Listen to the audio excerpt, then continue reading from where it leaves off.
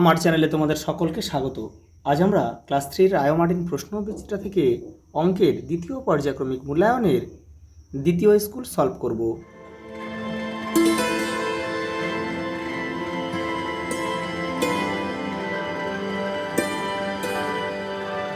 দেখো, দ্বিতীয় স্কুল, তোমরা যারা প্রথম স্কুল দেখোনি কিংবা অন্যান্য সাবজেক্টগুলো দেখোনি, বাংলা, পরিবেশ, ইংরেজি, তারা চ্যানেলের প্লেলিস্টে যাবে, ওখানে কিন্তু সব সাবজেক্টগুলো দেওয়া হয়, কমপ্লিট হয়ে গেছে।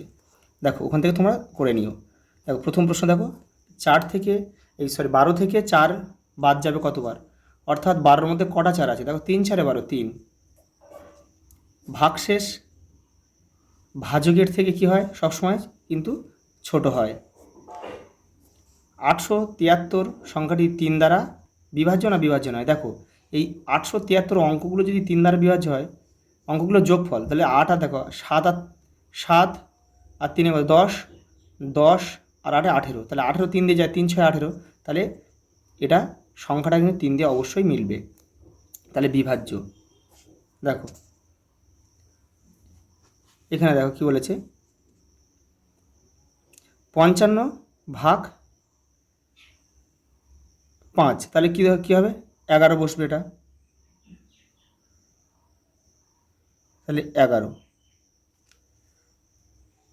তাহলে দেখো আমাদের এখানে কোনটাতে 11 আসবে? দেখো, 33 থেকে 3 বাদ দিলে 30, আর এটা 33কে 3 দ্বারা যদি ভাগ করে তাহলে 11 আসে, তাহলে এটা দেখো 3 11 33, তাহলে এটা উত্তরও কিন্তু আমাদের আ হবে। দেখো, 26 গুণ 5 গুণফলের এককের ঘরের অঙ্কটি কি? তাহলে একক মানে কিন্তু কোনটা হবে বলো তো? এই প্রথম যে দুটো একক আছে এটাকে গুণ করো, এই যে এককের ঘরের সঙ্গে এগুলো রয়েছে, তাহলে 6 আর 5 গুণ করলে 6 5 6 30, তাহলে 30-এর ডান দিকে কী হবে? দেখো, শূন্য রয়েছে, তাহলে এককের ঘরে শূন্য আসবে, এটা আমাদের উত্তর। দেখো, 8 জোড়া মানে কত? 1 জোড়া মানে 2টি, তাহলে 8 জোড়া মানে 16টি। এই দেখো, জোড় সংখ্যাটি সর্বদা কত দ্বারা বিভাজ্য হয়? সর্বদা কিন্তু 2 দ্বারা বিভাজ্য হয় জোড় সংখ্যাটা। এখানে কি আছে দেখো, যোগ করতে বলেছে, একটা যোগ দিয়েছে, একটা বিয়োগ দিয়েছে, যোগটা দেখে নাও। এখানে দেখো 50 50 50, 3টে 50 মানে কি 150, 150 পয়সা মানে কত টাকা? 1 টাকা 50 পয়সা। তাহলে আমরা শুধু এখানে 50 পয়সাটা লিখব, পয়সার ঘর যেহেতু এটা, আর 1 টাকাটা এবারে যোগ করে দেবো, যেখানেও যোগ করে দেবো। তাহলে দেখো, তাহলে কী হবে এখানে? এখানে দেখো এখানে 30, এখানে দেখো 30 আছে, 40 আছে, তাহলে 70 70 80, আর এখানে রয়েছে 5 আর 4 9 আর 10, তাহলে 80 90, তাহলে হয় 90, তাহলে 90 টাকা 50 পয়সা। দেখো, এটা বিয়োগ দিয়েছে, তাহলে উপরে দেখো 2 আছে মানে 12 ধরবে ছোটো থাকলে, তাহলে 7-এর কয় দাও 12, 7-এর 5, 7 থেকে 12 পর্যন্ত গুণে যাও, 5 দাগ হাতে থাকে কি 1, সেই একটা আমরা কি করব? এখানে যোগ করব, তাহলে 8 আর 1 9 হয়ে গেল কিন্তু, আর উপরে 3 আছে 13 ধরতে হবে, তাহলে 9 থেকে 13 কত? 4, হাতে থাকে 1, একটা এখানে দেবে, তাহলে 2 আর 1 3 হয়ে গেল, তাহলে 3-এর কয় দাও 5 2, তাহলে 245। পরেরটা দেখো, 13কে 2 দ্বারা ভাগ করলে ভাগশেষ কত হবে? দেখো, 6 দুগুণে 12, তাহলে 12 আর 13, তাহলে 1 পড়ে রয়েছে, এই যে দুটি 1 টাকার সমান, দুটি 1 টাকা, দুটি 1 টাকা মানে 2 টাকা, তাহলে 2 টাকা মানে কত পয়সা? 200 পয়সা, এই যে এটা উত্তর হবে আমাদের। 2 অঙ্কের বৃহত্তম জোড় সংখ্যা, 2 অঙ্কের বৃহত্তম জোড় সংখ্যা হচ্ছে আমাদের, 2 অঙ্কের বৃহত্তম সংখ্যা 99, তার 99 2 দিয়ে যায় না, তাহলে তার আগের সংখ্যা 98। 99-এর পরের সংখ্যাটি কি?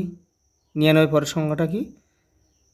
দেখো, এটা কি 10 এখানে বলেছে, দেখো। আচ্ছা, 99-এর পরের সংখ্যাটি হলো 3 অঙ্কের সংখ্যা, যেহেতু 100 হয়ে যাচ্ছে, তাহলে আমাদের এটা কিন্তু মিলবে, এই 100 মানে 3 অঙ্কের সংখ্যা, তাহলে এখানে আমরা লিখব কি? ঘ।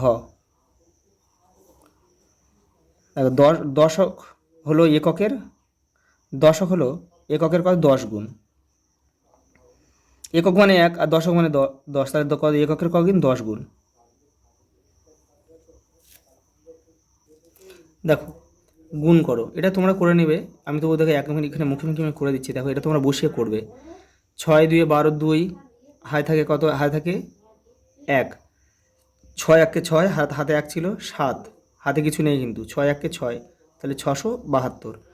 ভাগ করো, ভাগফল, ভাগশেষ, ভাজ্য ও ভাজক লিখে দেখাতে হবে। আচ্ছা, এখানে দেখো, আমি এখানে দেখিয়ে দিচ্ছি, দেখো 7।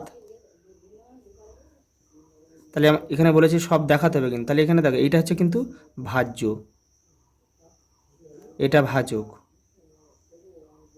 যাকে ভাগ করা হয় মানে এটা হচ্ছে ভাজ্য, আর যাকে দিয়ে ভাগ করা হয় সেটা হচ্ছে ভাজক।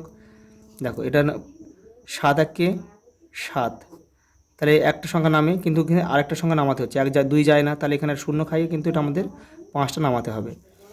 তাহলে কত হলো 5, এইখানে 7 রয়েছে, 7 3 7 21, তাহলে নামবে কত 4। তাহলে এটা কি ভাগফল,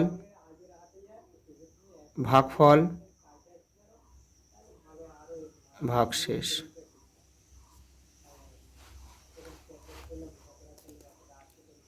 দেখো ভাজ্য সমান সমান কি, ভাজক গুণ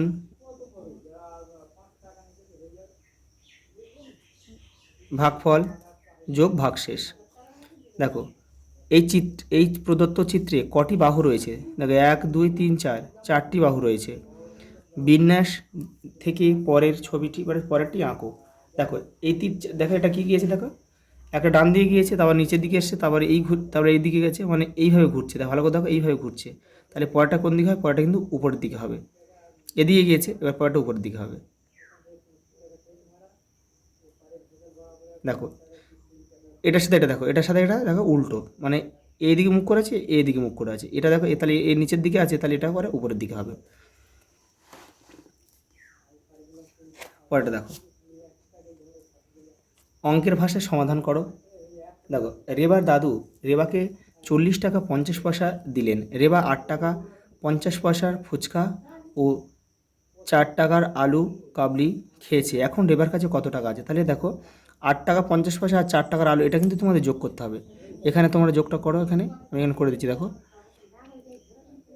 8 8 টাকা 50 পয়সা আর এদিকে 4 টাকা, তাহলে কী হলো 50 পয়সা এখানে চলে আসবে, আর 8 আর 4 12, তাহলে 12 টাকা 50 পয়সা খরচা করে, তাহলে তার কাছে পড়ে আছে কত? 40 টাকা 50 পয়সা, আর পড়ে আছে কত? খরচ করেছে কত? 12 টাকা 50 পয়সা। তাহলে এখানে 12 বসাই, 50 পয়সা বিয়োগ করো। তাহলে দেখো বিয়োগ করার পর 0 0 মিলে গেলে 5 5 মিলে গেলে 0, আর দেখো 40 থেকে 12 বাদ দাও, 28 টাকা 28 টাকা এখনও তার কাছে কিন্তু রয়েছে। দেখো আমাদের বাড়ির পুকুর থেকে 308টি মাছ উঠেছে। 8 জন মাছ বিক্রেতা বাজারে বিক্রি করার জন্য সমান ভাগে ভাগ করে নেওয়ার পরেও কিছু মাছ পড়ে রইল। প্রত্যেকে কতগুলি করে মাছ নিল এবং কতগুলি মাছ পড়ে রইল। তাহলে কিন্তু ভাগটা কিন্তু মিলবে না, এখানে পরিষ্কার বলা রয়েছে। দেখো এই পড়ে রইল মানে মিলবে না, তাহলে 8 দিয়ে ভাগ করো।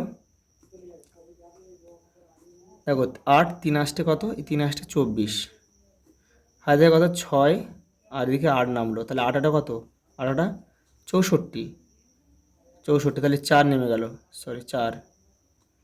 তাহলে প্রত্যেকে কতগুলি করে মাছ নিল? প্রত্যেকে নিল 38টি করে মাছ নিল। কতগুলি মাছ পড়ে রইল? 4টি। দুটো কিন্তু উত্তর। আচ্ছা এই পর্যন্ত, দেখা হবে পরের ভিডিওতে।